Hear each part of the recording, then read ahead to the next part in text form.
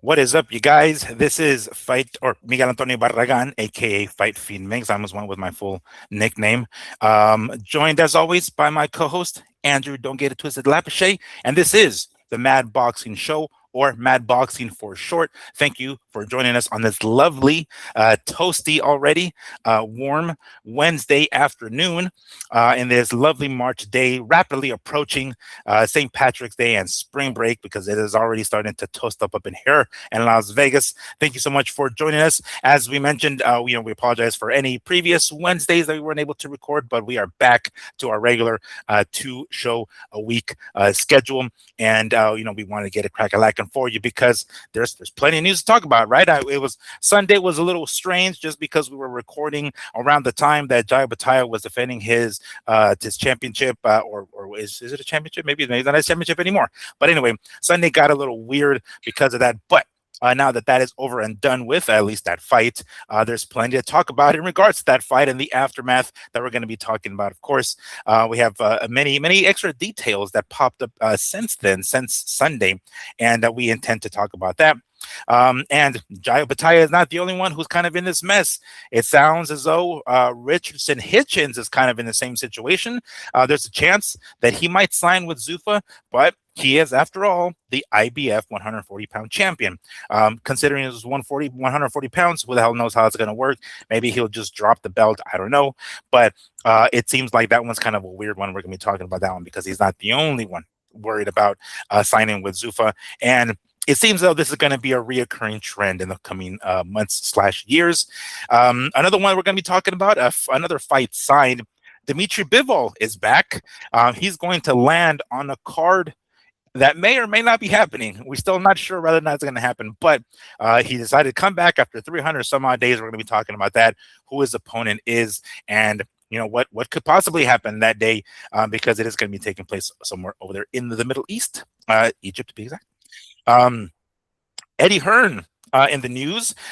He went on online talking about, hey, I might reach out to Francis Ngannou here in the near future. And according to him, Eddie Hearn, he's heard a lot of other people reaching out to him, a lot of other big name UFC fighters reaching out to him in regards to this Matchroom talent agency. We're going to be talking about that, of course. And of course, the kind of joke / kind of not really a joke with Dana White and Eddie Hearn possibly throwing down in a ring. That'd be pretty cool. That'd be kind of nuts. It kind of reminds me of the Vince McMahon, Eric Bischoff back in the day when Eric Bischoff straight out called Vince McMahon out to come to one of his pay-per-views. It didn't happen, but it was still funny. I'm going to talk about that a little later on.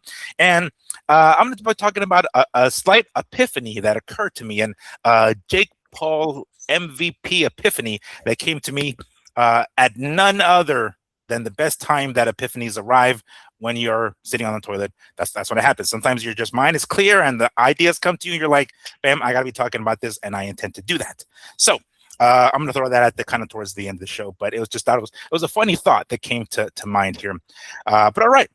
We're going to get going on this lovely. Oh, by the way, before I get started, Andrew, I don't know if you're aware of this, but our channel is officially a light heavyweight.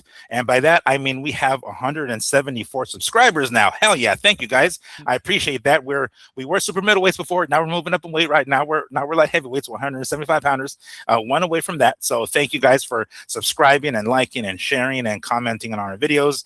I do intend to post some stuff coming up in the next coming weeks. Was it Fundora and Thurman are going to be in town here. So if I get to go down to any one of those public events, I intend to do so. But I wanted to just say thank you to everybody who subscribes and listens to us on a weekly basis.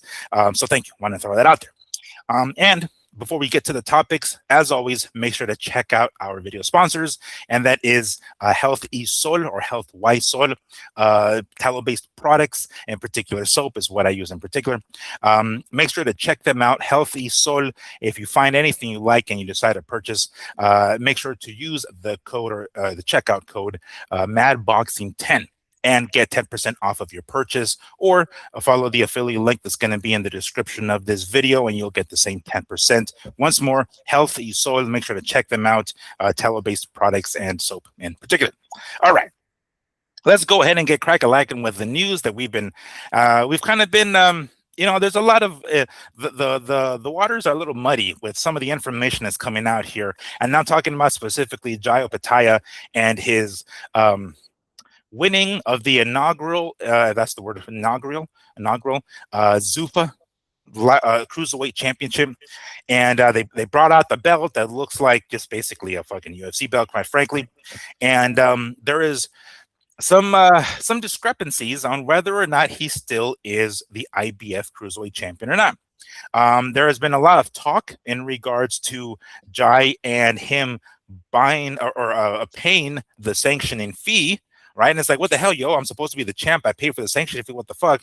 Well, now we're hearing word that they returned that money to him. So it's like, oh shit, what the fuck? All right, now the IBF is saying, yo, now no, for sure, we're not keeping your money. Here's your money back. There's a couple of quotes that I want to read on here, so I'm going to get to that here real quick. All right, this is from the Ring magazine, right?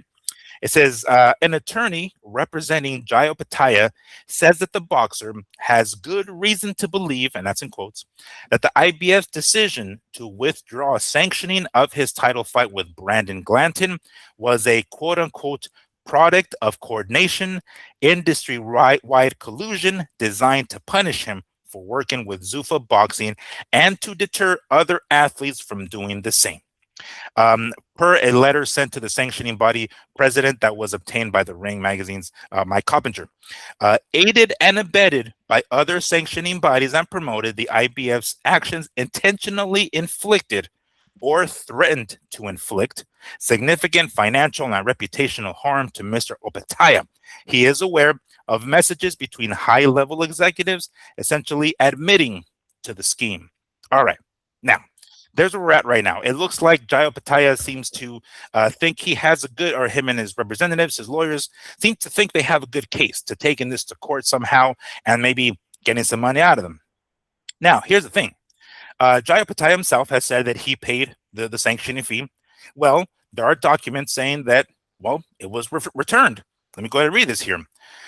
Payment for the sanctioning fees, which totaled $73,000, was sent to the IBF via wire transfer from Knucklehead Boxing. That's Sean. Knucklehead Boxing's bank account and received by the IBF on March 6th. All right. Read a statement from the IBF. The IBF withdrew sanctioning of the bout, right, on March 6th, and Sean Gibbons said that he's the one from Knucklehead Boxing, following the pre-fight press conference that took place shortly beforehand. So after the last press conference before the fight, the IBF didn't like something and said, you know what, fuck this, we are withdrawing our sanction of the fight. At 1:22 on March 7th, a wire transfer was processed from the IBF back to Knucklehead Boxing's bank account, returning the $73,000 in sanctioning fees. Immediately afterward, an email was sent to Sean Gibbons, including the wire transfer receipt, advising that the funds had been returned. Gibbons acknowledged the receipt of the email at 2:46 Pacific Standard Time, or Eastern Standard Time, I should say. But regardless, this is what everybody seems to be, wanting to know right now, is whether or not he still is or isn't the champion, because as of right now, I still don't know. So, Andrew, when we find out here that Jai Opetaia pays a sanctioning fee, everybody's like, well, what the fuck? So they don't want to sanction the belt, or sanction the fight, even though he paid. Well, it looks like IBF decided to return the money to him, and there's documents confirming that happened. What do you make of this? It just seems like it's a lot of he said, she said. I know there's documents saying it, but it's just like, where can we get to the final of this? The final of it will be that Opetaia will still be considered the champ. He shouldn't be stripped. He didn't miss weight. He didn't what's another word? Test dirty. There's no reason to strip him, right? But they are also not going to give him that grace time period where he can make a defense. Whenever his defense is due, he will have to do it. And as soon as he doesn't make that defense, he will be stripped. You guys, I've been telling you all along, this is the end game for all people that fight under a Zuffa title and think that other titles are going to bow down to them. They're not. They don't do it for each other. And they've been working together for how many years? Yeah. For as far back as I can remember. Longer than I've been alive, yo. And the system works. You don't want guys, number one ranking guys, to win a title, but still keep their number one ranking in other divisions. We don't want that. So you lose that rank. You're a champ now. Now try to unify. You know what I'm saying? It moves on to something else. We definitely don't want the WBC to tell the IBF, oh, you know, your fighter is going to be fighting for my title, but we're going to do it against a guy who's ranked 15th in the world. Yeah, don't worry about it. Just rank him number one now.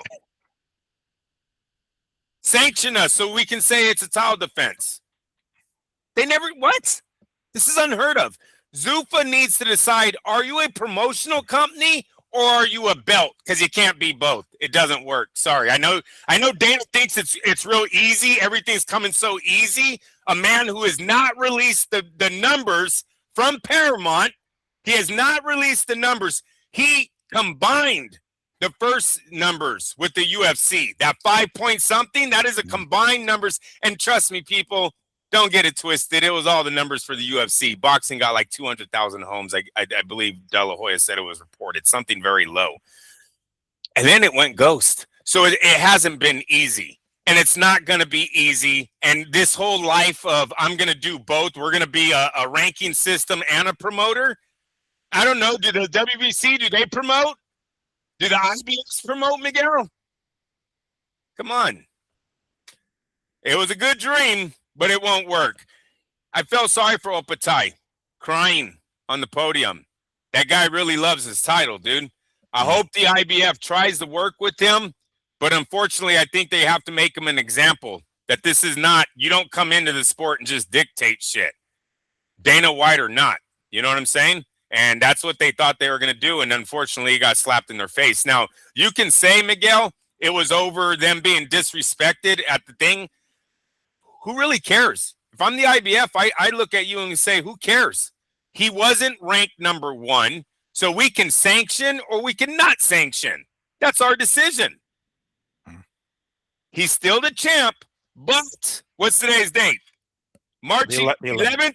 Mm-hmm. By March 20th, we need a fight signed before April, or we're stripping them anyways. Right? Isn't that what they're going to do? Yeah. He needs to make a title defense before this date, or he's gone anyways. Come on. Yeah, and you know it's funny when you talked about that about the numbers that Dana and Zuffa released, right? That were basically combining both the UFC card and the boxing. I think it was the first Zuffa card. Yes. They did this again. Oddly, when it comes to this, more of this document popped up here. It said Zuffa sources leaked that it had paid the sanctioning fee up to $80,000. In excess of $80,000.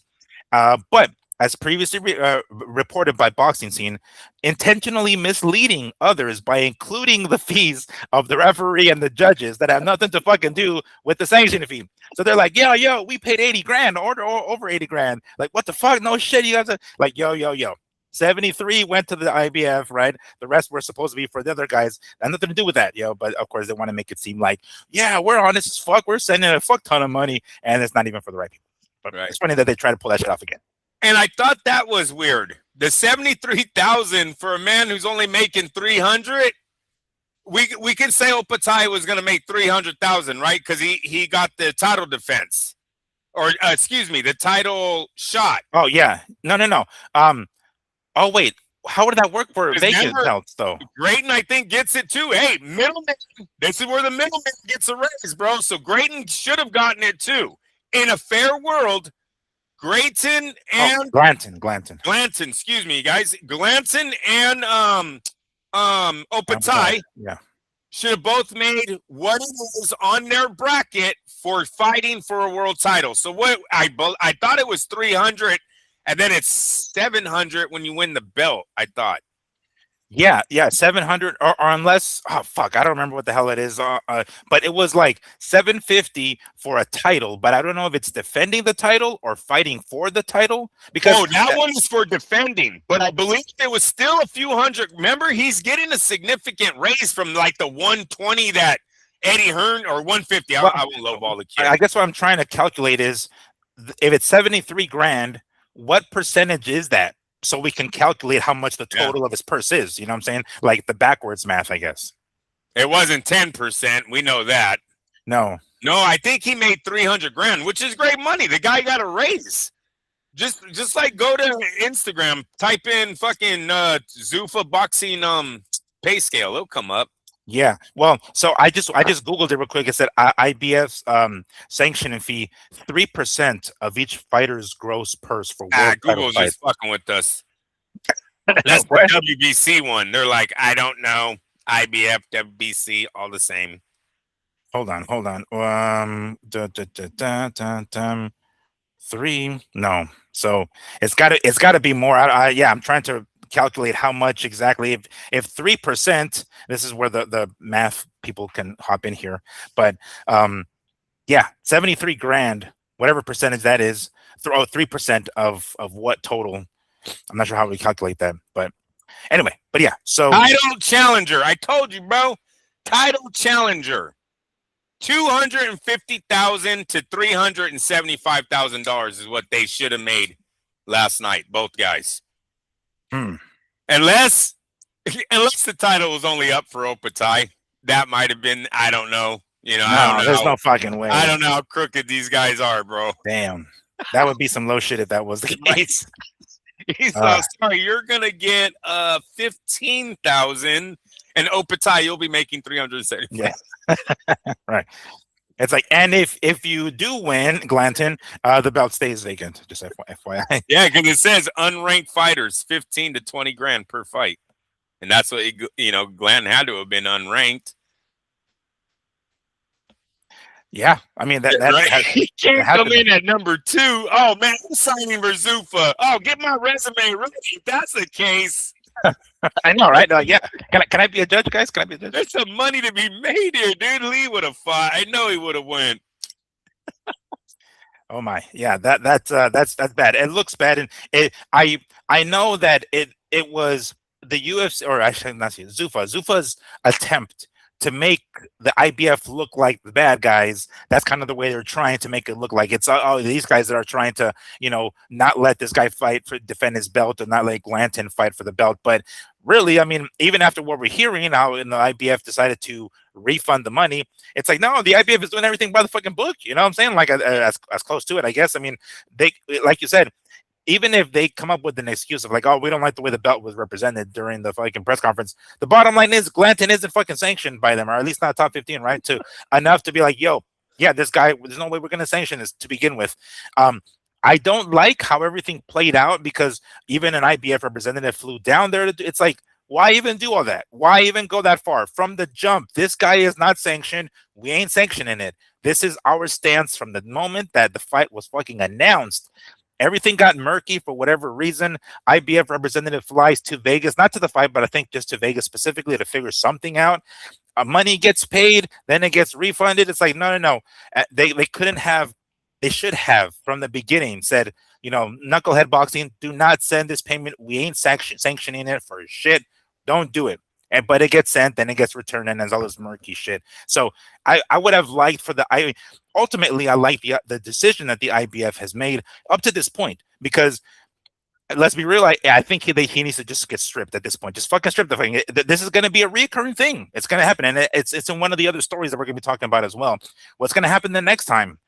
Are they going to have to sign a guy that, with Zuffa, that is within top 10 of the IBF's sanctioning or ranking, so they can it'll be so they can sanction the bout? It just seems if they don't do that again, then what? We're in the same position as we were here.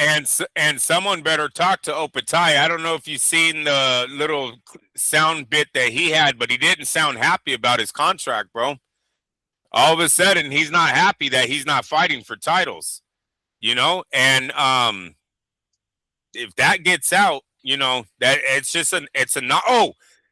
his picture that he puts on his page, he cropped out the Zuffa title. No shit. Yeah. He's just showing the ring and the IBF, and he put like all power to, God or whatever. I think, not be sarcastic. I think that's what he put. He put something positive under it, but then someone pointed out, oh, he already cropped out the Zuffa title. Damn. That's some shit. Hey, you know what? It's too early, bro. Okay, so here's the thing. You're not even 2 fights into your fucking contract, and you're already fucking. You know what I'm saying? Who the hell knows how many fights? Too bad. It's 10 years. It's Yeah, too bad. yeah. It's 10 years and it's 47 fights. So some shit, you know. But last week I was kind of trying to spit out a specific word that I couldn't remember, and I couldn't remember it because of how difficult of a word it is. But basically, it's a contract that is so one-sided that when held in a court of law, they're like, yo. This contract is so fucked and one-sided, we can't even fucking withhold or uphold it. So it's called an unconscionable contract. That's basically what it is an agreement so extremely one-sided, unfair, or oppressive that it it shocks the conscience, allowing courts to refuse enforcement. So they cannot enforce it if they want to. That's pretty much like damn near definition of like every UFC contract, quite frankly, because everybody's going to complain about it. Your first champion, your inaugural fucking cruiserweight champion, is already unpleased with how things are going. Maybe this payday was decent, better than the last ones, right? But then once he sees the future ones, he's like, oh yeah, that's not that good. This is not the first time it's happened, right? Right now, what's making most of the rounds is John Jones. Is John Jones saying, yo, I fucking need more money. This is not it. Going back and forth. Who's telling the truth? Who's not? I mean, it's not like Dana and the UFC or John Jones are exactly trustworthy. Both these guys are fucking known for lying. So it's not like we know who's telling the truth here. But basically, John Jones was supposedly offered a certain amount of money to fight on the white card or the White House UFC card. And for whatever reason, it didn't happen. He even says himself that he was even willing to take less. I believe 30 million was the amount that he was asking. It's not like the UFC can't afford it, but they're not gonna. I don't remember if it was 2023. Dana or John Jones re-upped his contract with the UFC for 8 fucking fights. He's fought twice under that contract. He's still got 6 more fucking fights to go, yo. I mean, what the hell's either that or retired, bro? Because really, there's no other fucking way out this. Is it one of these kinds of contracts? I mean, I don't know what the money is or anything like that, but he's gonna have to go to court for all this shit. Is the contract so one-sided that he doesn't want to continue with it? But this is going to be a reoccurring trend because this next story is kind of along those lines. But before we get to that, Andrew, is there anything else you wanted to add this Jai Opetaia or even John Jones situation before we move on? No, the John Jones situation is interesting because a lot of people are using the Conor Benn signing as like a bar. Yeah. I don't know if that's totally fair without showing the true numbers of the UFC. See, it's good to talk and say, oh yeah, they're booming. Oh yeah, they're doing this, they're doing that. But until we see what John Jones did independently as a fighter, his ticket sales, his pay-per-view sales, what he's actually made, I don't know if you can say that because, like I said many times, it wasn't too long ago that the UFC they never even had a $20 million live gate in their history of putting on events. That was 2 years ago. Now, since then, they've had one with Turkey. He did the spear with them, and they sold 20 million. I don't know. Me and you have not reported about another $20 million ticket sale, right? Right. So they're not totally boxing because boxing has done that at that time. I think Steven Espinosa said 3 times in 1 year. So they're not totally boxing. So I don't know if you can totally compare, well, Conor Benn and him are the same. They're the same. I don't know that. I don't know who John Jones is in the UK. Do they have his numbers? Has he fought over there and sold out an arena? I don't know who John Jones is in America. What's his numbers in Vegas? Is he on the top 10? Because at 38 years of age, he's had enough fights to be on the top 10 at least once. I haven't looked him up. I don't remember off the top of my head ever saying John Jones's name in that category. I do remember Conor McGregor being in that category, I think twice. So off the top of my head, Miguel, I'm going to say no. Conor McGregor has never been on the top 10 of ticket sales in Las Vegas.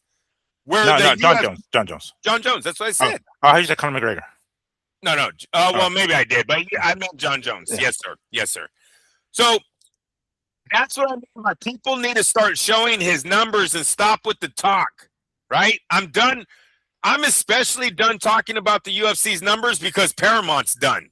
Tell Paramount to man the fuck up. I know Netflix is going to laugh at you. I know when you guys are in the room together, when you fucked up, huh? You know what you did, right? You fucked up, right? Admit it. I get it. That son you're going to have to eat. But at least show the numbers, man.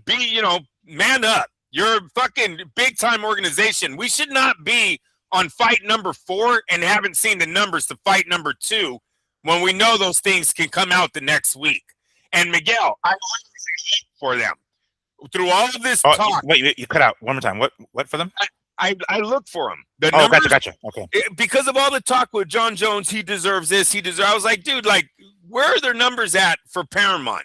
Mm-hmm. And all they keep going back to is 24, the first one, whatever their first show was, the UFC 324.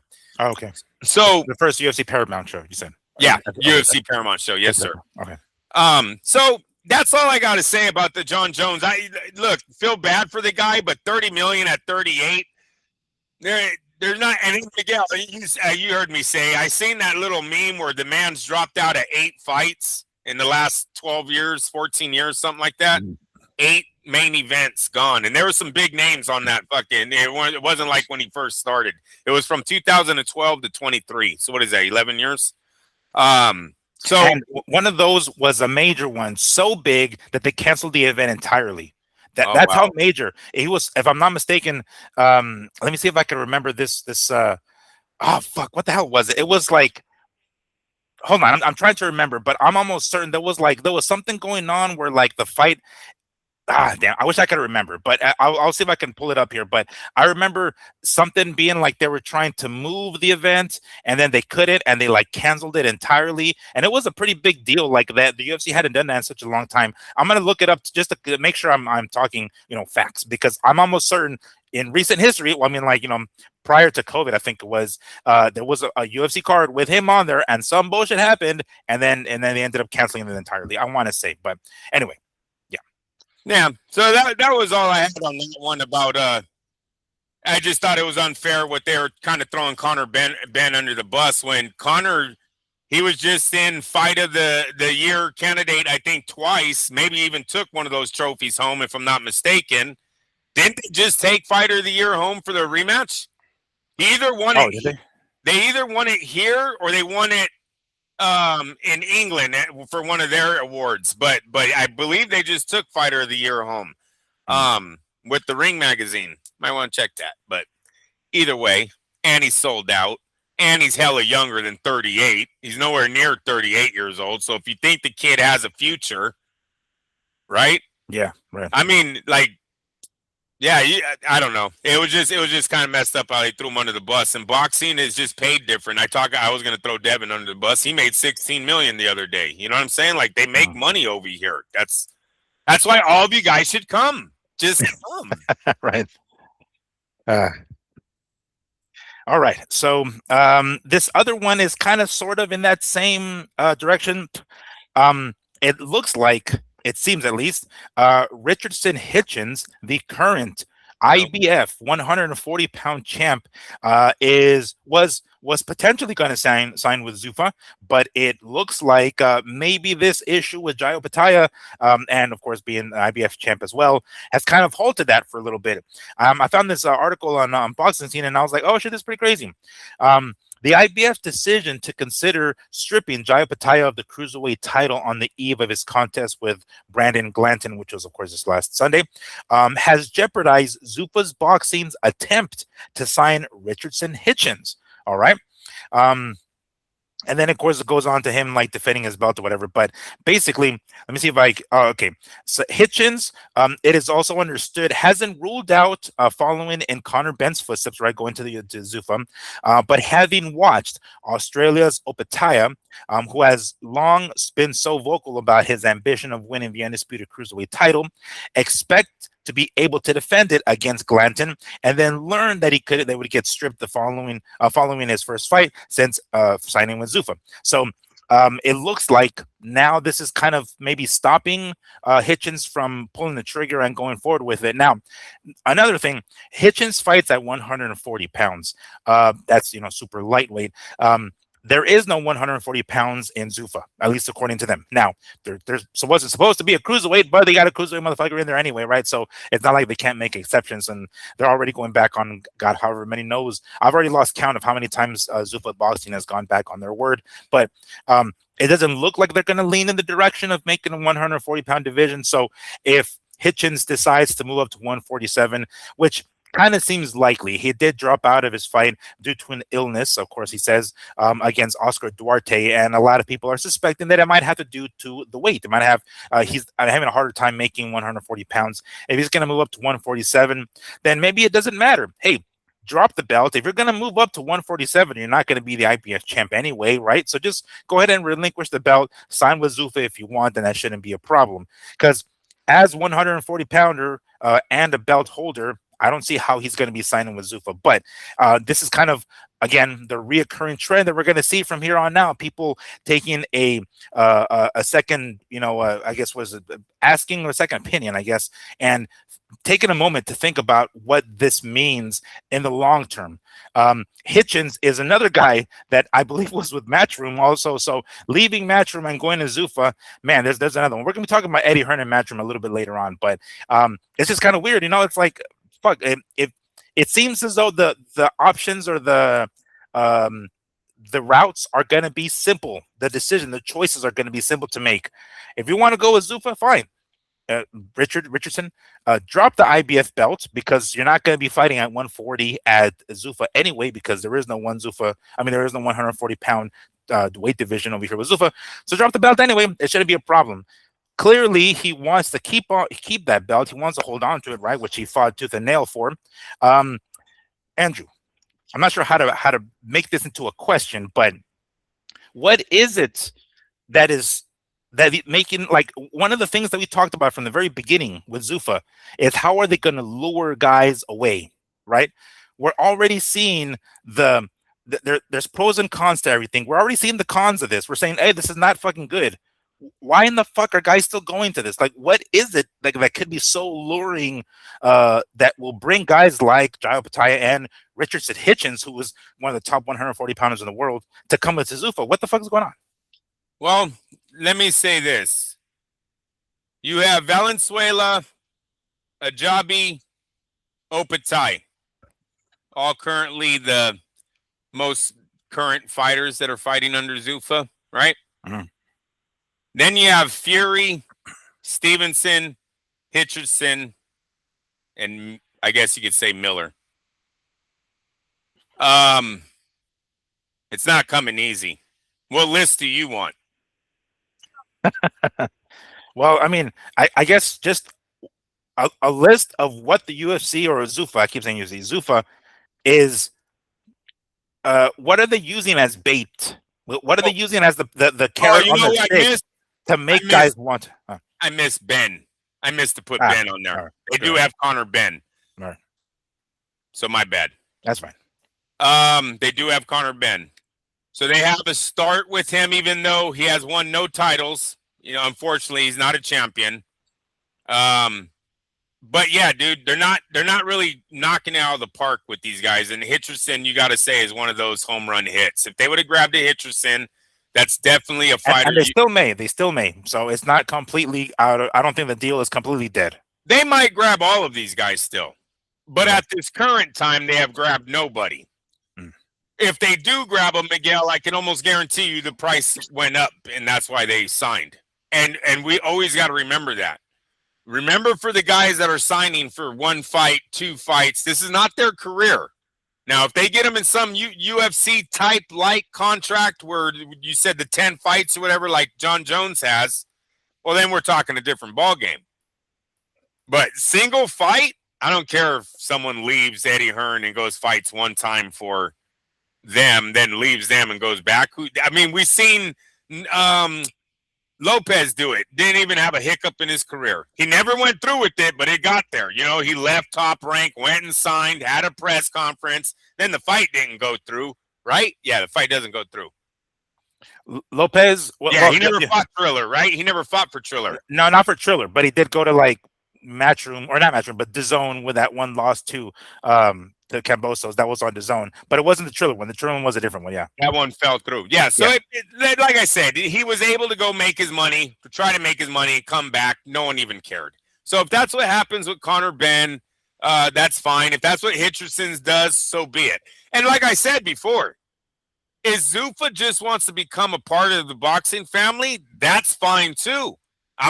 Why are we mad about $16 million paydays? Let me take a word out of Dana White. Why are we mad about guys making money? You know what I mean? I'm not. If they want to be boxing promoters, be boxing promoters. But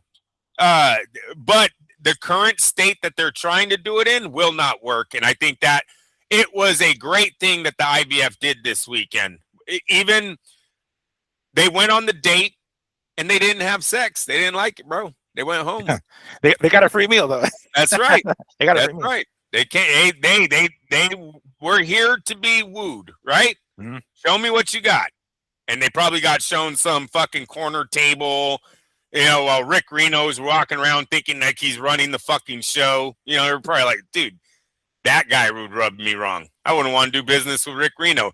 You're a funny guy, Rick, but I wish you had dropped the character you're trying to be. I really do. And I don't know who he's supposed to be, but I know it's not that guy that he's trying to be. I just know that.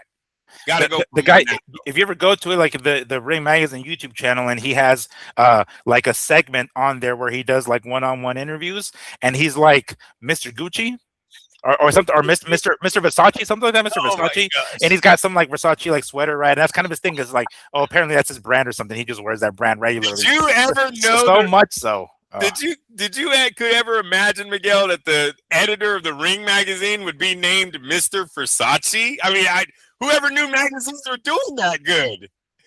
Yeah, that's like, I think it's like his tag or something on fucking Instagram or something. I forget where it's at. Social media, one of the social media. But when I saw that, I was like, for a quick second, I was like, who the fuck is Mr. Versace? Like, he's on the damn, on the fucking screen. I'm like, I don't get it. Who the fuck? And I'm like, oh, and then the little, like, Rick, his name pops up, and under it says, like, I was like, what's it? Bro, is that really what you're trying to be, come out with the damn robe or some shit? Like, don't even go that direction, please. But yeah, no, I go what you're saying. As an editor to a magazine in 2026, Mr. Versace. When you were with Primer Round, were you ever? Yeah, bro. No, no, you weren't Mr. I don't know. Mr. Macy's. No, Mr. Modelos. No, none of that. No. Oh, definitely. Mr. No Sleep. No, I'm just kidding. Yeah. I'm just playing.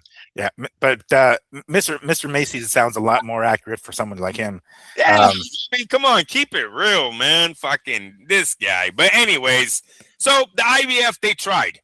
Give them credit. They came out to see what it was about. And I'm telling you right now, I think even all the belts came together. If they want to say they came together in this big master plan to stop it, of course they did. I totally agree with you, because it's a bullshit plan.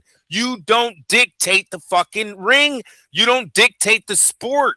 You don't dictate the belts don't dictate each other. Why do you guys think you're going to come here and do that? Oh, it's so easy. I expected some resistance. What a douchebag. They stripped. Oh, don't scream. They stripped your champ. What do you mean you expect? I expected some resistance. Can you believe Opetaia? Maybe that's why he cropped it out. You know what? Maybe it was Dana White's remarks on the podium that kind of rubbed him wrong. Because the dude was crying like 5 minutes earlier. Did anyone not see that? About him? What did he say? I'm going to say his grandma passed. Nah. What did he? Yeah, his grandma. Yeah, his grandma. He's like, I broke my jaw for this belt. Like that kind of shit. Like that was. I mean, right. You see how highly he regards that belt and the fashion in which he wanted, and now it's like they're going to come and try to strip him of it because of his decision to. And they shouldn't, but the grace period that they give him shouldn't be long. Mm-hmm. They shouldn't, though, but they should give him about a month, and we all know it's not going to work in a month. And then tell him this is what happens when you take some phony belt for a paycheck. Because that's what you did. This belt has no history. This belt might be the IBO in 3 years. It really might. Might be the worth of that one. It's so bad that it's beneath the IBO right now, pretty much. You know what I'm saying? That's essentially what it Yeah. is. And I've told you this story before, Andrew. I've gone to where was, I think it was Golovkin 2. I didn't get into the arena. They didn't let me in. But they gave me to the media room. Right, I was in the media room, sitting next to a guy who was just says he used to work with WBC years ago. Older man, right? I'm listening to what he's saying, and he's like, the IBO that's ran out of some guy's apartment. It's like, oh shit, damn. You know, it's like that's what it is. I mean, maybe Zuffa has a nicer office. I don't know. Right. That's the best we can say right now about him. But really, if Zuffa's gonna have to make a decision of who they are real soon here. Are they just another sanctioning body, or are they just a promoter? Like, because they can't be both, right? I mean, that's the whole point. That's what they're trying to do by amending the Ali Act. They want to kind of be able to double dip and control both sides of it: the titles, the rankings, the promotion, everything. And isn't it fucking crazy how Dana could sit there and say this sport is fucking broke? Because he went on that rant again too. Oh gosh, yeah. About the sport being broke, right? Yeah, broken. And look at what the UFC's over there doing right now. You got John Jones complaining. You've got, I think, Strickland complained. Who's the guy that fought in 324, the main event dude, who said he had 14 bonuses? Justin Gaethje. I can't remember that name for the life of me. Gaethje complained. Jones complained. Ronda Rousey complained. Max Holloway and them were complaining. Like, bro, they're all fucking on your shit right now, and you're over here on this podium like, this sport's fucking dead. Like, I get it. Dana's hella happy that him and his bosses are splitting $7 billion. That's what they're talking. That's all they're talking about up there, what they have done. They didn't give a shit about any of you other guys. And I only say that because any of you boxers that think you're going to sign with this company, you really got to look at what is happening to the other one. Look at how they're looking out for those guys. Mm-hmm. $7 billion. Did anyone get a raise? Because what I'm hearing is no one did. They didn't even want to pay Ronda Rousey. Bro, they had the money to put on the greatest card ever. They could have brought Ronda Rousey back. They could have brought Ngannou back. They could have brought McGregor back. They could have brought John Jones back. All of this could have worked, Miguel, when you have $7 billion fucking dollars. Don't, and I'm gonna have to steal, one of your phrases. Don't get it twisted. It's not that they don't have the money; it's that they're unwilling to pay the fighters. Period. Yep. It's never been about them. I mean, maybe not. Maybe at the beginning it was them about not having the money, but they have it now. So now they should be able to fork up these kinds of money. But the UFC has, and in particular, the UFC has fought tooth and nail to make sure that a certain percentage always goes to the fighters, and that should be in below 20 of their total yearly revenue. And it's been well documented. But they could have made this card like the fucking shit, and they didn't because they didn't want it. So all right. So real quick about Hitchins. What do you think the best route would be if he decides to still go with Zuffa? He's not going to fight at 140. Obviously, he's going to have to go up to 147 because there is no 140 at Zuffa. You might as well drop the belt because you're not going to fight for it there. Is the money good enough to go there for that? Because obviously I haven't heard any numbers, but is it make the effort to stay at 140 and keep the belt, or even if he moves up to 140? My point is, sign it with Zuffa or not, at the risk of losing the IBF belt. He needs to sit down and talk to. All right, first, there's two ways you can go about this, Miguel. First, you can get together. Hitchinson's in the group of guys that have already made it. They're established. These guys are making $5 million and more a fight. They're not looking back. Or $2.5 million and more a fight. They're not looking back, right?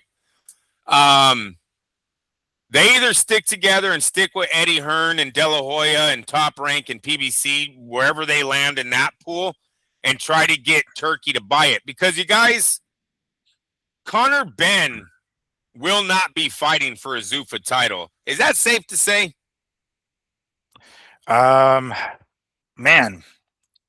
Okay, so right now, yes. Right now, that is safe to say. I do not think he will be fighting for a Zuffa belt. Right now. Because it takes their pay scale just, bro, like the whole Zuffa, you're a champion pay scale don't work when you're signing guys at $15 million per fight. Yeah. So to me, Conor Benn's like, I don't want your fucking title. I don't want to defend your title. So you're going to have a group of guys with this same mindset, Hitchins being one of them, and I think that's where Turkey has to step in and go, all right, we need to separate your little gimmick you got going over here to the real IBF, WBC. Not until you guys catch up, you're not in the same league. Right. Right? Right. And what they have to do is sign more guys like Conor Benn. Ryan Garcia before he had beaten I was going to say Barrios, but no, he was already making 40 million, so he might not even be a good example. They have to sign the young talent, Miguel, that is gonna be the future, and get them to brainwash, used to, I don't know what word you want to use, put in there, used to that pay scale of you're gonna be a Zuffa champion and make 750,000 a fight. Now I don't, maybe somewhere in the rules they're gonna say we will renegotiate once you make so many title defenses, but will you ever make 15 million? Does it go from 750 to 15? I must be the guy that finds out that answer. I'd rather someone else do that, and then I'll come. If I'm still around, I'll come later. But I'd rather stay with the side that we know guarantees big money, and that's the WBC, the IBF, the WBO, and what used to be the ring. But I got to tell you, the ring is losing credibility every day. Yes, rapidly. That shit is going downhill so fucking fast. Right now, it's whoever holds it is still legitimate, but anytime afterwards, if we ever see that, the next weight class that has that belt in a Zuffa ring, it's gonna go in the gutter real fast. And then not only that, the character behind the screen I've seen talked about many times, and they have the ring boss or whatever the fuck his title is. Not only that, they make fun of fighters on their pages, their social media pages. They straight make fun of people. It's like, that's what you guys are. The Bible of boxing is now, cracking jokes or putting down guys. It doesn't look good for them. Opetaia fighting a guy who's not ranked top 10 for a title. Your belt is behind that. Doesn't look good for you guys. So, I don't know what's going to happen there. Unfortunately, Mr. Versace makes great money. Right. He's going down in style, baby. He can afford a new Versace sweater for every new episode of his show. Do you think it's at the flea market? Do you think it's Mr. Versace, the little tent at that flea market he's getting all this shit from, dude? I wouldn't be surprised if he has his own person that just making his own little fucking sweaters. They're not authentic, but it's super cheap as fuck to get these. And by the way, just a quick backtrack. UFC 151 was the event that was canceled due to John Jones. Take it back. So, all right. So it wasn't fully on John Jones, but it was John Jones versus Dan Henderson. Dan Henderson injures his leg, so they have to put in Chael Sonnen. John Jones says, "No, I'm fighting Chael Sonnen." We're like, well, what the fuck we got to do? And then the fight gets canceled. So, wow, not entirely his fault. That one there, right? He could have continued if he wanted to fight Chael Sonnen, but he said no. He declined to fight Chael Sonnen, and then it ended up he didn't want to fight on short notice. So did they ever fight? Yeah, they did. Oh, that's good. Yeah, it wasn't nothing. Who Henderson and Jones or no? Yes, they did. As a matter of fact, check out this fluke. If I remember correctly, John Jones beats the snot out of Chael Sonnen, but in the process of doing so, breaks his fucking toe. And the round ends, and then right before the round ends, the referee steps in because Jones is pounding the fuck, if I remember correctly, of Chael Sonnen, and the fight ends, right? He beats him, and then you see John Jones's toe, and it's fucked up, dude. If that round ends, he goes back to his corner. The referee's like, "Fuck that! The fight's not continuing." Wow. Chael Sonnen wins the fucking fight, which would be crazy, but it didn't get to that point. That shit was nuts that it happened, but it was just weird flukery. But yeah, they did fight later on. Yeah, nice. All right. So, moving on. This is kind of sort of on that same topic, so let's go ahead and stick with it. As we've all heard, Francis Ngannou has left the PFL. Right, he asked for his release, and they went ahead and they split up. They went their separate ways, and immediately literally within a day or so, he lands on the Ronda Rousey versus Gina Carano undercard, right? And he's going to fight a guy who's fought for the PFL as well, Philippe Lins, I believe his name is, or Lenins. But regardless, right off the bat, right, we're hearing this. Eddie Hearn comes out and says, "Yeah, chances are I'll reach out to Ngannou and see, see what's going on here in regards to where he's at." Contract wise or anything, right? Because Matchroom has now officially a talent agency, right? Okay, cool. So he reaches out. Let me go ahead and quote this here. He says, "I think we'll probably reach out to Francis. I've had over half a dozen, which is over six, quite big name UFC fighters contact me in the last 12 hours because they feel like they're not getting what they deserve." This is from Eddie Hearn. This is from a few days ago. The trend continues, right? Now, this one is a bit of a weird one because, as we mentioned on the last show, when you're with a talent agency, I thought that the goal or the objective, the job of the talent agency is to get you gigs, is to get you well-paying gigs. Well, a lot of these UFC fighters are still under their contract, so I don't know what kind of negotiation power they have or how they can in any way, shape, or form, leverage some of that bargaining power to them with this talent agency. I'm not sure if really Eddie Hearn can do anything about it, quite frankly, because those contracts are already signed. However, as we did mention earlier, right, the unconscionable contracts, maybe if they're that bad, maybe he can do something about it and thus something can be done. So I guess it's sort of a case-by-case basis, I have to assume. But it's interesting that after what happened with Conor Benn and Dana White and Zuffa, now Eddie comes in and again he didn't actually sign Tom Aspinall to a fucking Matchroom deal per se, but with a talent agency, maybe that's something. As you said, Andrew, he's going to get a first to hand look at all the bargaining or all the negotiations, any little dirt or anything like that the UFC was going to come with or Dana Zuffa. It's gonna be most likely publicized with this, right? But interesting that Eddie Hearn is like, yeah. I mean, he didn't say that he heard from Ngannou. He says, no, I'll reach out to him and see where we're at. But on top of that, said over half a dozen current UFC fighters, and he said big name UFC fighters have reached out to him. Damn, it's a broken record, yeah. We're reaching to people, Miguel. We're reaching. Right. No, just kidding. No, it makes sense. This is a company that I know behind closed doors. I'm sure the guys are telling them what it's really like to be in the UFC life, right? Mm. And Eddie has the resources to look at and out for these guys. Could you imagine what the turnaround would be if he was to start promoting for them? Because if the UFC was to get exposed for that contract, that penalty that you're talking about a game changer, right? Mm-hmm. Either the sport folds or they're now going to have to deal with managers and promoters. The Ali Act might get revised. Everything, it's a game changer if Eddie can bring this out to light. One contract I think is going to be number one on the list is the one that Strickland said the other day, the 10 for 10. He's signing guys at 10 for 10 on pay-per-view cards. Miguel, that's highway robbery right there. $100,000 and you're making fucking $100 million. That seems like, if that's real, that seems like that could be a red flag, So I think Eddie's lawyers are very interested. They might even said, "We'll do it." How do you say it for free?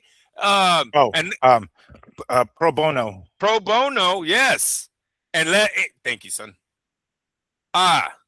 Unless they get they win the case. But let us look. What is it? Reading contracts? What these fucking guys do, right? That's why they got in the trade. Hopefully they're not just throwing it through AI, but I won't get into it. Yeah, we need a little more. It won't take that job. It better not take that job because you kind of need not just one set of human eyes, but sometimes a second set of human eyes. You know what I'm saying? Yes, sir. So yeah, I think I would be all in, especially because it looks like it's getting no better for the UFC. I mean, yeah, Dana White did say that he expects the guys to be paid, get pay raises in the next 7 years. You heard that? They said they'll be fine. I think they had a good chance to prove it in this last card, the UFC card. I think they should have put a little bit more into that, pleasing the fans, because across the board, I'm not a big MMA guy, but I've been paying attention, and now that honestly they send the shit to my feed all the time now because I probably clicked on too many. But right. You can watch it. You can look. Yeah, no, it's all. Yeah, no. As long as our guy is taking care of the bill, bro, I'll tap in. It's all good.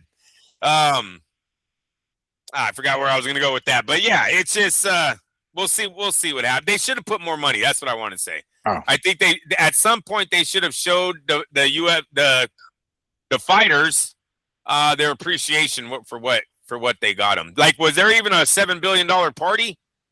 Did they throw a huge Christmas party and give out bonuses or anything? Like, okay, probably to the office people, not the fucking fighters. Oh, damn. I don't know for sure, but I can only imagine the guys at the UFC Performance Institute. In the Performance Institute, the guys maybe they got a nice little like, oh, magically this fucker shows up in a brand new fucking car. You know what I'm saying? Yeah. But yeah, just in case he's still driving this old ass truck or some shit. You know what I'm saying? Yep. All right. Oh, and then also the funny, I guess, kind of, sort of, legit but more joke. Dana White and Eddie Hearn possibly in a fucking boxing fight or something like that, right? In a boxing bout. That was talked about. It was just obviously more joke than anything. But it's funny because they both kind of low key are like, nah, yeah, we're kidding, but yeah, dude. Like low key, like yeah, dude. Eddie Hearn definitely looks interested. I think it's more because of money. He likes making money than wanting to fight. Dana, while saying he would knock Eddie out, was also saying he's 57. So come on, you guys, cut him some slack. You know what I mean? He's 57 years old. I think if they were younger, they would be realer. It would be a real story. Right now, I think they are probably a little too old. But off highlights, I gotta say, in a boxing match, my money's on Eddie because his highlight was pretty good for being just a promoter. Did you see the one where he's working the mitts? No. There's a nice little sound to it, bro. He's got a pop, pop, pop. Yeah, I was like, okay. That's a good point. If they were, because I mean Dana's age in particular, because if they were younger, I would go with Dana. Dana has I think if you ever see, this is a kind of a weird one. Back in the day, they actually advertised a boxing fight, or at least a sparring session or something between Dana White and Tito Ortiz. Yep. Like they actually did that shit, and it fell through. I tuned in and it didn't happen. I was like, what the fuck? What happened? For whatever reason, they didn't do it. Word is they didn't want to, give fucking Tito some sort of boxing license or some shit because they were scared that he was going to get fucked up because of Dana's experience, which I still don't even know what really it is. But I've seen videos of Dana sparring and stuff like that, so it's not like it's foreign to him. But a younger Dana, that's another story. But as I was saying at the very beginning of the card, for those of you who remember, back in the 90s and the late 90s, when I have to refer everything back to pro wrestling, when WWF and WCW were going back and forth, WCW executive producer Eric Bischoff straight up called out Vince McMahon and said, you know what? Show up to my pay-per-view, fool. Show up to my fucking pay-per-view. And everybody's like, yo, don't do it. He's fucker's crazy. He will show up. He's like, I don't care. He's like, dude, he's going to show up and whoop your ass. Like, great for my fucking ratings. I don't give a fuck. He shows up on my TV show. You best believe people are going to show up. He didn't show up. But boy, did they milk it for the whole fucking pay-per-view card. They had a whole ass guy in the back waiting, like to open the door if he shows up. It was a big fucking thing. But anyway, that's the first thing that I thought about. I was like, oh shit, these guys are going to start calling each other out. Like, yeah, tune in to next week's UFC card. See if Eddie shows up or some stupid shit like that. That was kind of dumb, but still pretty funny. Still pretty good, actually. All right, let's see here. Let's take a look at some of these other stories. All right, this one. Now, we don't know at the moment whether or not this card is going to go through, but supposedly it will. There has been some news recently reported that one Dmitry Bivol is going to make his comeback to the ring. It looks like it has been 380 days, that's over a year, since Dmitry Bivol's last fucking fight. He is going to be returning to the ring on May 23rd. It's going to be on the undercard of the Alexander Usyk and Rico, if I can pronounce his last name properly, Verhoeven. All right, that's as close as it's going to get.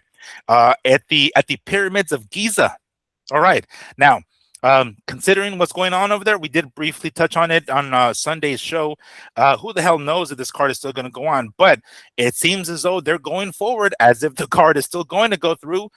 We are what 2 months away, roughly, well, 2.5 months maybe at this point, and taking a look at what other cards or what other fights are going to be on this card. Now we have ourselves another one here. Okay, I'm not too familiar with who this Michael Eifert is, because that's who he's going to be fighting. Let me see if I can pull him up here and see what I can find. Professional boxer. Okay, cool. So first, while I pull this guy up, Andrew, when you saw that Dimitri Bivol is going to be making his comeback, not only is he making his comeback, but he's going to be on the undercard of the Usyk fight in Giza, the pyramids of Giza. What did you think? Should this dude should have been fighting fucking Better Biev already by this point, or who the fuck? Why is he going to throw him in there? Why are you going to throw him in there against this Eifert guy? Yeah, it's a showcase. To me, it's a showcase. I don't know the young man. Bivol's top 10 in the world, so why he's not fighting another, top 10 in the world, or at least top 3 in his division, is beyond me. He's way past that. Didn't he just make 20 million in back-to-back fights? I thought so, yeah. And his fights with Better Biev. We want to keep that momentum going. Something must have happened, but yeah, I'm not. It's the light heavyweights without Canelo. Wait, what do you mean? The light heavyweight? Boring. It's a boring division, bro. I see. It's Bivol and Better Biev again. I see. We didn't care about the first. Well, we did, but you can see it didn't catch anybody's attention. They didn't want the third, and both men won a piece in the first 2. So, yeah, we need a tiebreaker for that one. We should have already had it, but I think the money's so big. He's such in a negative with them too. He's like, fuck your third fight. Yeah. It's like, I don't really need to find out who wins, who's better between you guys. It's like, but like, no, it's all right. I'll move on somewhere else. Connor Ben, you want 50 mil over here? I pulled up who this Michael Eifert guy is. Okay. 13 wins, 1 loss. All right. Of those 13 wins, 5 by KO. The primary name that kind of sticks out here is Jean Pascal. If you remember Jean Pascal, yep. This was back in 2023. This guy has not fought since August of 2024. So we're rapidly approaching 2 years of inactivity. Yeah, he's 28 years old, young dude. All right. His birthday is in December, so he will be 28 by the time the fight comes up. And let's see here. He's division mandatory challenger for the IBF light heavyweight title. Okay, cool. So, young guy, not a lot of knockout power, which I'm sure why he was chosen that specifically. And as you called it, it's primarily a showcase fight. I suppose they kind of have to do that for as much as they're going to spend, not just on Usyk's fucking paycheck, but also the whole logistics of the event with putting it on in front of these, in May, when maybe I don't know how hot it gets in May in fucking Egypt, but they're going to need some sort of AC. They're going to need some sort of something, right? I have to assume they're going to put that. They're not going to build anything like an arena per se, but it's going to be one of those like outdoor ones, the way they've done it in Saudi Arabia and those old school Caesar's Palace ones. So they're going to be outdoors. They're going to be in some shade, I'm sure, but they're going to be outdoors. And I'm sure that whole card is going to be pricey as fuck. So it's like, all right, who can we find this 28-year-old dude who's got 5 KOs on his record? I might be wrong, but I don't think there's going to be too many people at that fight, even if it does go off. You can almost guarantee that no high ranking person in Saudi Arabia is going to be sitting out in the middle of the open with all the bombs that have been dropping on I mean, right now they're just taking each other out, and I don't mean the Saudis, but out there in that region, the ones that are throwing bombs, they've been hitting their mark. They've been taking out leaders. They've been taking out military personnel. Like, I don't see is Turkey even going to sit out there? I mean, aren't they used to being out there, like in the heat and shit? Like, I'm talking about with missiles flying though, bro. Oh, gotcha. I'm talking about a drone hitting the front row. Yeah. Shit. It's like if we thought the Fan Man was bad during Bo and Holyfield 2, this is like, oh shit, this is a fucking missile, yo. This is a drone about to enter the damn arena right now. It's kind of a different story. It's like if I'm gonna quote Jim Lampley here, this what did he say? This monstrosity of an interruption, as he called it. That ain't shit compared to what could potentially happen over there. What could potentially happen? So I don't see any high rankings out there, man. Like, and then as far as the fans, I don't know. My mom probably wouldn't let me go to a fight if there was a war going on. Just saying, she might say, "No, you're staying home." Imagine that, like, if there are any high-ranking officials. Like, it's like, oh, that's an easy target. They're all together. Yeah, sure. Let's get them all right now. Let's fucking, they're already there, right? It's not like we're going to have to go search for them. They basically turned themselves in here. And the world's watching. Oh, yeah. Oh. So they got a lot to worry about that's why I would say let's play on the side of safe and maybe postpone. Unless the Prince, I believe he's the Prince still. Don't hold me to it if he's not. But the Turkey's boss, I believe, unless he has like some signed agreement with Iran that nothing will happen for that period of time, a ceasefire. That's the only way I see him being allowed to put this on without. And I still don't think anyone's traveling there. Can we even travel there right now, or airspace still locked up? You know, because it was locked up last week. Yeah, your guess is as good as mine. I have no idea. I have to assume so. I have to assume it still is. Right. So there's a lot going on over there that are just unanswered questions about this event. Even if I'm Usyk, man, I really got to ask, what's my escape plan? So if they say something happens in the middle of us being there, how am I getting out of the country? Right. Exactly. Like what? Shit. It's like, yeah, don't bring your wife and kids. Just it's like, oh shit. Man. Like, why the hell? What if I'm not gonna bring them? I'm not gonna go there. Fuck that. Why the hell? Like, you're making it seem like it's unsafe for everybody. Shit. Why the hell would I even decide to? But as of right now, it's still going on, right? I mean, fights are still being signed.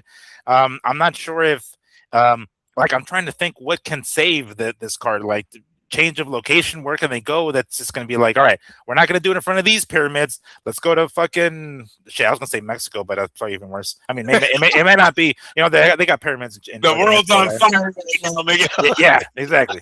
Let's just take it back to Vegas, guys. Let's go back to Vegas. Fuck, at this point, what else? At the very least, there ain't shit going on war-wise over there. It's still pricey still. Things are expensive still. But yeah, I was trying to think of what we can do to save it, huh? I was gonna say not Vegas. Well, the Raiders. Did you see what happened to the Raiders, bro? No, what happened? So we traded Max Crosby away to the Baltimore Ravens, right? Okay. That saves the Raiders like $100 million in cap space. Don't hold me to the number, but it's a big number, right? He's a star player. We get 2 first-round draft picks. So Raider fans are like, you know what? Max loved him to death, but 2 number 1s. We're saving all this money. Let's go. The next day, the Raiders go on the free agency market and sign, like, I don't know, 7 of the top guys on every position, dude. I'm talking like they spent $100 and something million in one day, right? Max Crosby's physical failed the next day. Oh, so the trade doesn't go through? It doesn't go through. Damn. We never get it right, bro. The Raiders we're cursed, Miguel. So they said, so they want their draft picks back. We have to take back that $100 million contract. We just spent $100 and something million. So the Raiders are like 230. I forget what the guy, 230, 250, something like in the hole right now. I don't know how much of that is like in the hole because we had some cap room.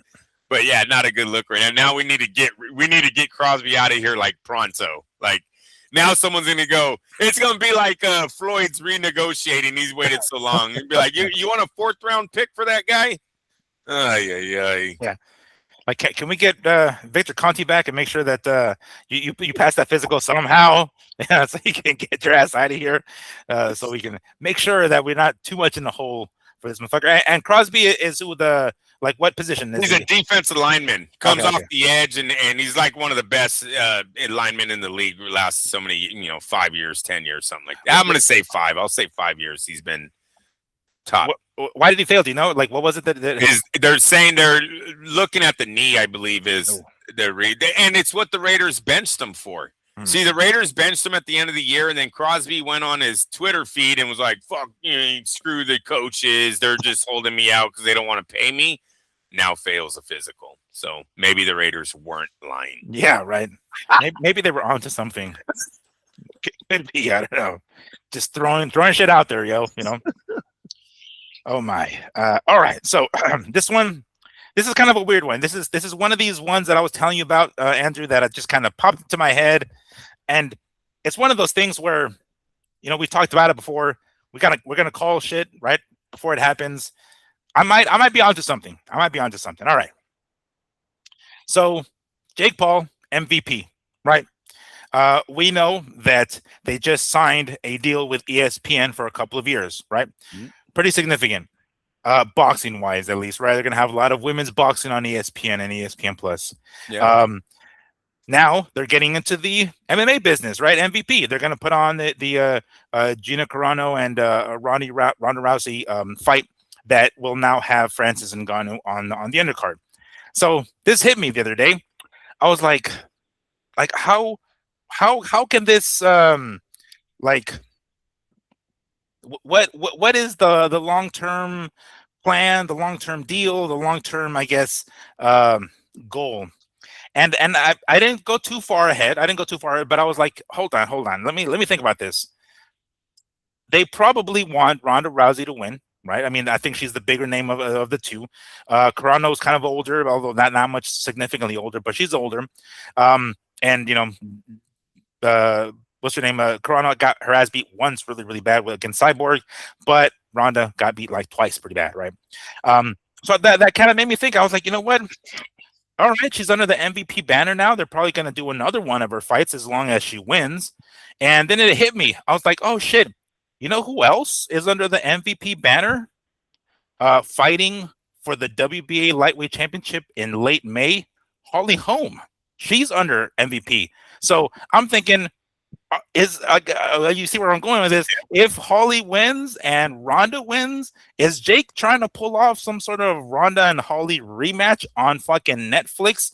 Maybe in an MMA cage, most likely, but maybe even in a boxing ring. At this point, you can do either one. Now that there's money there to be made, I wonder if that's where he's going. I wonder if that's like shit. The 2 or 3 moves ahead that Jake Paul is thinking. Ronda Rousey and Holly Holm rematch on fucking Netflix, maybe ESPN. Fuck, I don't know, but I don't know. That just occurred to me. I was like, oh shit, because we were talking about MVP's first boxing card that was going to be. Let me see here, on the 17th of April, headlined by Alicia Baumgartner, and then in May it was this rematch with Holly Holm, and if I can remember her name here, Stephanie Hearn. So I was like, oh shit, right? We talked about it. We're like, oh, that's gonna be the main event. What the fuck? But I was like, oh, wait a second, hold the front door. Maybe we might get this. But I throw that out there because I'm like, you know what? I don't think people have talked about that. I'm not sure if people are seeing that far ahead or have put the pieces of the puzzle together yet. But that occurred to me, and I was like, oh shit. I wonder if that's what they're going at. Does that seem logical? Does that seem like, or is it too far fetched? Like, now these women are so done, they're not even going to go in that direction. No, not at all, because it's a fight. It's a fight that the MMA world would want to see, and I think boxing fans too. Don't just say it's a one dimensional fight. I think boxing fans would tune in also. So yeah, of course that would be on the radar. It's a good fight for both girls too, late in their career, to get a huge rematch like that. So, I think that's definitely. I didn't think about that. That's a pretty good one. Yeah, Holmes returning to fight Ronda Rousey. Yes, sir. Yeah, and of course, as long as they both win, right? But I mean, she's gonna beat Moraine. The last thing I remember about, what's her name, Karina? Oh, Carano, Gina Carano. Carano. She was more of a poster child than a fighter, I believe, bro. I think her looks took her to the top of MMA more than her fighting ability. That's just me. So I have Ronda Rousey beating her.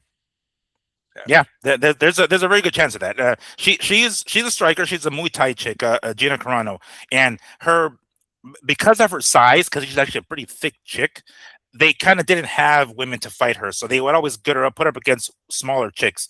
And the women that they put up against her were okay, but she was good enough to beat them at least on the feet for the most part. I don't think she has one submission loss. It wasn't that she came up against somebody who was her own size, like Cyborg, that she got smashed. What's her name on the other hand? Ronda. She's not that big. She did fight at heavier weight classes when she was in the Olympics because they also have very few weight classes for women's judo, and I think judo in general. So she had to be heavier. So she's a pretty strong chick, even though she kind of like sized down and worked down to get a smaller 135. I'm not sure. I think they said 140 was the catch weight they're going to do this one. I'm not entirely sure. But anyway, it came to me. I was like, you know what? Fuck, they got both of them under the MVP. Like, why isn't this? How come more people aren't talking about it? But and I mean, seriously, Serrano fought in the MMA too, didn't she? Amanda Serrano. Amanda Serrano has wins. Yes, she has won, and as a matter of fact, I think it was by choke. She won by choke too, which is kind of funny. Oh, wow. Yeah, I want to say it was by choke. I don't remember. Don't hold me to that either. But I'm almost certain she fucking like got somebody in the choke, something like that. Or at least I remember. But anyway, yeah, she did fight MMA. I want to say 2 fights, 1 for sure because I remember seeing it. Possibly 2. Yeah. But anyway, I just figured I'd throw that in there. Okay, so one of these other ones, as a matter of fact, Andrew, you literally just sent it to me. Kind of sucks. We've talked about this before, about how shit it's almost like, God, is this really how it's going to happen? They're going to give us a super stacked card, and as the fucking fight approaches, little by little, fights start, crumbling, and it ends up not happening. Ring Magazine has breaking news from Mike Coppinger, of course. Frank Sanchez versus Richard Torres is postponed and won't take place on the Sebastian Fundora versus Keith Thurman card on March 28th, as Sanchez is dealing with inflammation in his surgically repaired right knee. Sources tell Ring Magazine's Mike Coppinger. Sanchez won't be able to train for several weeks, and the fight will be rescheduled with May as the target. All right, May 23rd in Giza, Egypt. I don't know. I just figured I'd throw that out there. But yeah, damn it, man, damn it. It was such a it was a pretty good card. At least main event with co-main event. I don't know if this was considered the co-main event of that specific card, but here we go. Here we go again. Here we are again with fights falling out. Yeah, I'm glad they already said a date for the postponement when it's going to happen again. Not a date. They just said with May being the target. So the month of May is the target. Yeah. I mean, I guess that's a positive sign that this wasn't over money and that maybe he's truly hurt. Because when you first say it, I'm like, aren't these guys heavyweights?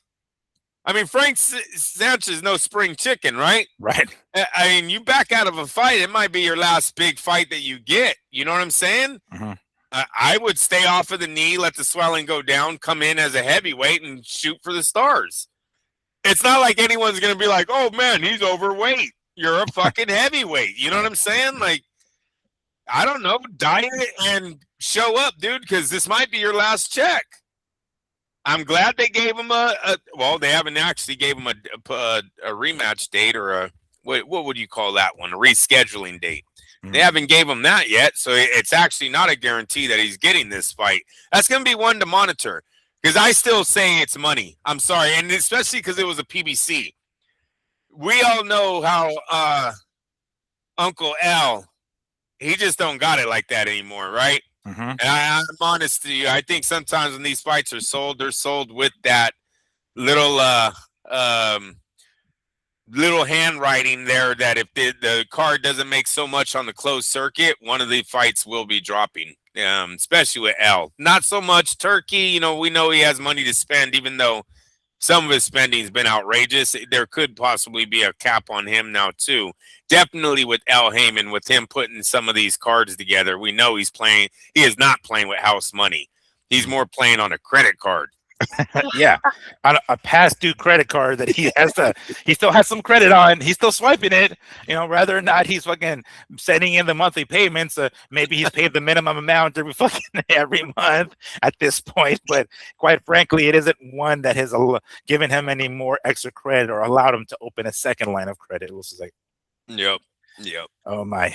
So on this card was also already supposed to be Yoneli Hernandez versus Terrell Gausha. That one's still gonna be a pretty decent fight on there, but I guess Frank Sanchez and Torres ain't going down, and But that it's was definitely not worth 80 million, $80, bro. no, damn no. No, I mean, Damn, no. I don't. No, not even. And they're gonna leave it on pay per view. I'm sure. I mean, it would be nice if they're like, you know what, fuck it, let's just go ahead and do this. What is it, Amazon Prime Video, and just put it for free there. But no, they're gonna be like, no, we're gonna stick to our pay per view model because that's really the only thing they have left. Let's or maybe they lower the price on it. You think maybe the lower price would be like, all right, maybe one fight gets dropped that could have been that was going to be a good co-main event. Let's bring it down to $60. Is it worth $60? If you're a fan of Fundura or Thurman, but I don't know. But obviously not a casual. This is not a fight for the casuals. Mm. And I've got to say, it's a pretty hard sell for the diehards, too. If there's something else going on, I don't see a lot of people going, no, I need to see Thurman take on Fundura. This is the return of the almighty Keith Thurman. No, Keith is hella old. He looks old. He acts old. So, nah, man, I don't know if I'm even good with the 60s. I hate to do that to those guys, but yeah, it's got to be a special day for me to stay home and just purchase this. I got to be doing nothing really. Nothing's got to be happening on that Saturday for me to watch this one. And I like Fundura. Don't get it for you to pay for it. For you, me to pay for it. Yeah, yes, sir. Yeah, because I'm gonna be watching, and I said it earlier. I have Tuesday, Wednesday off now, right, on my new schedule, so I should be able to head down there for the Grand Arrivals, which I'll most likely PBC is pretty good about doing this, so I'm pretty sure BBC is going to do it. The Grand Arrivals, and then even the media workout, which is most likely going to take place in the casino. They've done it before. So I'm pretty sure that's going to be good. I'll make it to that. The weigh-ins, I'm kind of on the fence about. If I get creds, I'll do the whole shebang, but I'll get something for you guys because it's going to be here in town, so I might as well. Why not, right? But to fork up this amount of money, I mean, again, hats off to our secret contributor for allowing us to watch these fights in another fashion, which I absolutely will absolutely have taken quite advantage of. Quite a bit. So I intend to keep that going with this one as well. So yeah, sucks that this fight drops out, and now the price tag should probably drop too. It won't because we know how PBC works, but sucks that this fight happens to drop off because I mean, fuck the rest of the card. The fight itself was gonna be fine. I was totally looking forward to seeing how Torres is gonna come in here because we've talked about it. Frank Sanchez is no fucking joke. He's a smart guy. His movement is great, which is probably why he decided to pull out. Well, I mean, if we're not gonna go with the theory of money, they're talking about inflammation is in one of his knees. Or I think that's what he said, right? One of his knees. Yep. He moves a lot, so he's going to need that sort of movement to be able to not have that inflammation. Is a big deal. He gets the inflammation. Maybe there's pain in there. He's not going to be able to move around as much. He's a sitting duck for a young guy who's a power hitter. Yeah, it's probably a bad idea. So I can see why that's could be the case. And decides to postpone it. But it's a good thing that it's just being postponed and not canceled entirely or something like that. So we're still gonna get it. Maybe, as I said, it'll land on that Giza card, Pyramids of Giza, because it did say they're targeting May, and we're talking late May for that card, the 23rd. All right. So this one, kind of throw it out there. I want to, I have it on the list of stories, but it seems as though bare knuckle boxing has signed a couple of fighters, name fighters, and I say name, I don't mean like current era names, but I mean like recent era. I should say. Let me pull these guys up here because Victor Ortiz, all right, and John Molina Jr. Oh wow! All right, yeah. Both guys, obviously they're better years behind them. Bare knuckle boxing seems to be essentially the bare knuckle boxing equivalent of Zuffa, I guess, right? If guys that are going to be out the door, it's like, well, shit, let me at least make some paydays before I completely go and let me go do this bare knuckle. I can't imagine how these guys would perform in them. Now, look, there's a reason these bare knuckle boxing fights are shorter as far as like rounds go. Your hands cannot deal with so much trauma like that, right? That's why in boxing you're wrapped up. That's why you have a fucking glove. in bare knuckle, you kind of can't throw a jab to the body necessarily, because if it catches an elbow, you're fucked. You know, your hand's already fucked. There's no protection. So if you're gonna break your hand, you might as well risk it and just swing for the fences and crack them in the face. So fights are a lot shorter. You don't really have the kind of leeway to be able to implement a much more detailed game plan that you would in normal boxing. So they're fast paced. They're shorter. There's a lot more fights. It's brutal as shit. I'm expecting these guys, for as much as they've been hitting their boxing careers, they're gonna get a lot in their bare knuckle boxing careers. But it looks like, bam, bare knuckle boxing has got themselves Victor Ortiz and John Molina. Now I don't remember how old John Molina is, but in the photos of him like signing, I legit thought he was like gonna be a coach. 'Cause I thought that it was kind of old, right? But apparently not. Andrew, I don't know if you've heard this prior to me mentioning it just now, but what comes to mind when you think about these guys signing with bare knuckle boxing? Oh, there's a lot that comes to mind. First, I want to know why they chose bare knuckle. When there's other things you can go out there and do in combat sports, and fuck MMA, Zuffa boxing, just bare knuckle is brutal, man. I haven't seen like has anyone seen Malignaggi? Still hasn't recouped from his fight that was months ago. That boy still and he's got fighting again, scars. FYI. Oh, then they're probably just scars by now. Then, but his He's face, gonna be fighting again soon. yeah, his face looks jacked up, dude. Like it totally changed how he looked on camera. It was like, dude, that one fight on bare knuckles made you uglier than what you were before. You can't do that too many times, or the cameras are going to ask you to walk away. Right? Mm-hmm. And he went from a good, decent looking guy, ex-boxer, ex-champion, to fucking scar here, nose is all crooked. That's not what you were here. Why they're doing this? How much could they really be getting paid, bro? Like, this is another one of those mysteries on how are they even getting money for this sport? Like, we talk about boxing having a hard time selling tickets. Who the fuck is buying bare knuckle tickets, dude? Well, I have to assume they're cheap as fuck. I have to. There's no way they're going to be, selling them for $400 or $500, right? Yeah. I mean, I have to assume they're relatively expensive. 150 bucks maybe at floor level type stuff. And mind you, so they've filled up some of these fucking arenas. I have to assume it's because how cheap the tickets are. I hope they're cheap. I'm still just amazed that they're even getting those off. I really am. Because they don't have too many star power behind it. You know what I mean? They don't have a face of the company or nothing like this. I don't even know when these fights take place. I always see them afterwards because some guy looks destroyed or some girl looks destroyed. So that goes viral. But before the fight, I never see the weigh-ins or freaking, these interviews of these guys or stuff like that. So yeah, just amazed that they're even still them and Power Slap, that these companies are still thriving here. But I'm not a fan of it at all. I've tried watching. It's just an ugly sport. Boxing still has an art, right? Mm-hmm. There's still a beauty to that. What I've seen in the bare knuckle thing is savage. That's what happens when two men are fighting to the death. I don't need to see that, just like those war videos, dude. You see now with the body cameras, you're getting a lot more of that footage, hand-on-hand combat. I'm no fan of that, as much as I thought I would have been. It's a very sad situation. These dudes are fighting for their life, bro. They're biting, they're cutting whatever they can cut. Like, you can hear this shit. You know what I'm saying? Like, one dude was, I'm not gonna scar the family, right. But it's definitely not what not as cool as I thought it was gonna be. Hats off to all those men that are out on war doing that stuff.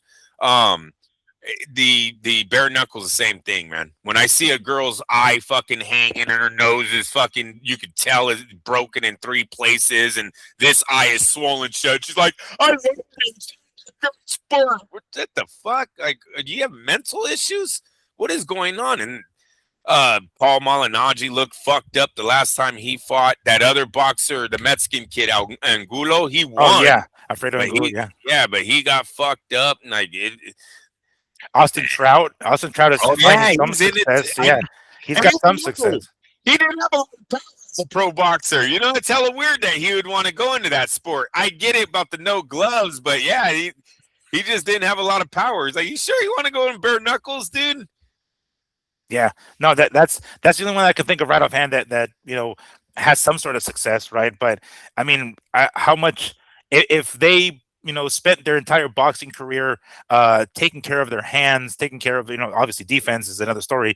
I wonder if that's going to change at some point. Defense and bare knuckle, I don't know, being able to dodge and pop and weave, but um, the whatever they were able to salvage and taking care of their hands throughout their career is going out the window within a few rounds, in bare knuckle, because it's bone on bone, right? It's like your knuckles, and that's I know that when you watch the old MMA fights, old UFC fights, it looks much more barbaric because there's no gloves. But really, the gloves makes it harder, makes it more dangerous. Just because you can break your hand on someone's fucking face, but with a glove you can fuck someone's face up. You know what I'm saying? And that's worse. So it looks worse, and it is. I'm not gonna say it's not, because it looks more. It's more graphic. You break the hands, you break the cuts, right? And it's very superficial.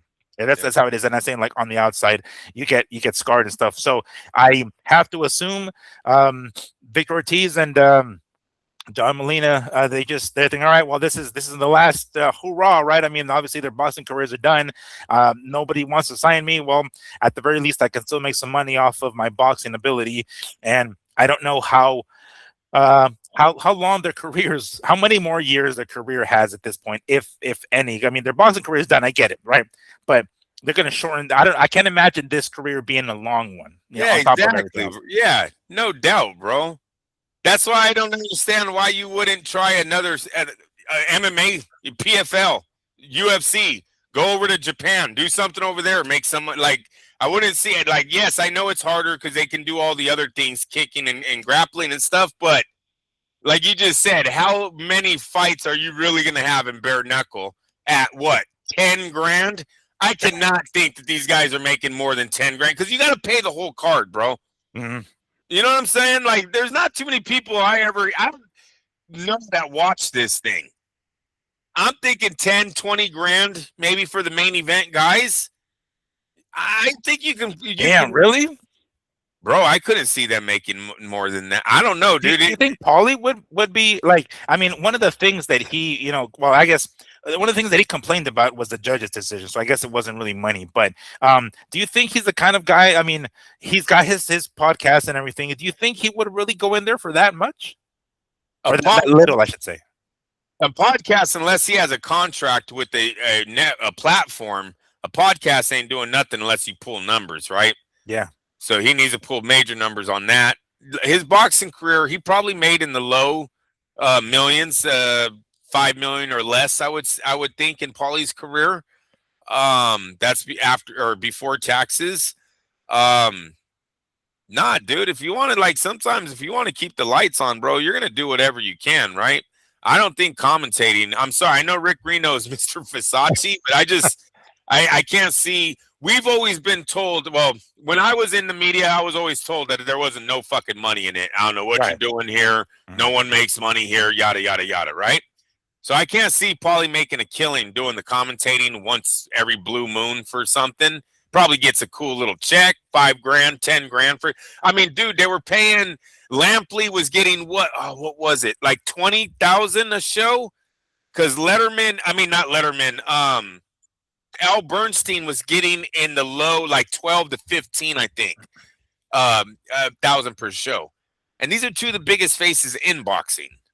So I don't think that's across the board. Everyone's making that, right? There has to be some kind of pay scale. So he's not making that much money doing the commentating. And no, dude, if you don't have any other outs, you don't have any other way of living, you got to make more than 40 grand a year, 50 grand a year, right? So maybe that's where this stuff comes in. But once again, I just feel like go do an Ngannou. Go find someone to invest in you for one fight. You know what I mean? That's what Ngannou did, right? He got 3 fights and made more money than in his whole career. Well, but Ngannou did it leaving the UFC as the heavyweight champ. That's kind of a different story than Paulie Malignaggi saying, "Hey, I was the IBF 140-pound champ back in like '07." He won't make the 20 million, but I Right. think he would make more than the 20, the whatever Whatever Knuckle they're is making, paying yeah. him. Yeah, whatever they're paying him, I think he would have gotten that from some kind of MMA promoter that wants to at least maybe like a Jake Paul want to do a crossover fight. Paul Malignaggi, you give him a showcase fight in the cage. Hopefully he wins, shows that he's something. Then you put him in a big fight. I think it pays off more. And yeah, maybe he gets James Toney, but fuck, at least it wasn't his, at least he keeps his face. I don't think James Toney looked like him after bare knuckles. No. So, oh man, I was looking at some of these pays. The bigger names got bigger money. I'm talking 250, 150, run there. Everywhere else, it's 75, 40, 25, 12, 60. Those are some of the bigger names, though. For Of bare course. knuckles, you're saying they made over 250,000?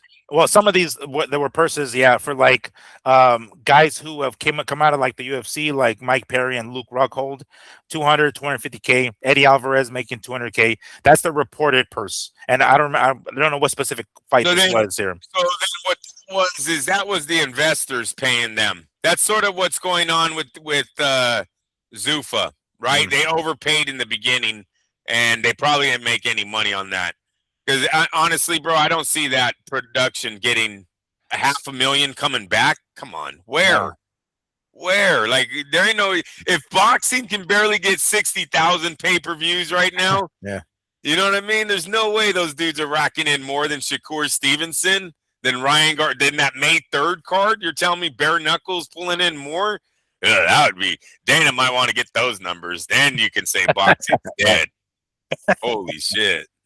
Oh man, I want to throw one more at you here. That's thought it was funny. Speaking of Dana, so for those of you who know, I do occasionally still watch pro wrestling because I was a fan when I was a kid.